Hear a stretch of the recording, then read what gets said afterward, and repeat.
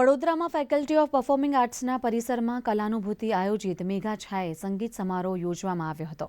આ કાર્યક્રમમાં સચિન અને આશિતા લીમેએ સુરાવલી પ્રસ્તુત કરીને સૌને મંત્રમુગ્ધ કરી દીધા હતા.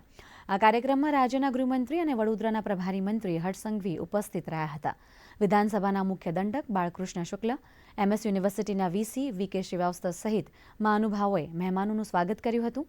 તેઓએ પ્રાસંગિક ઉદ્બોધનમાં વડોદરાના ઐતિહાસિક કલા અને સાંસ્કૃતિક વારસાને જાળવણી કરવા માટે નાગરિકોને અપીલ કરી હતી.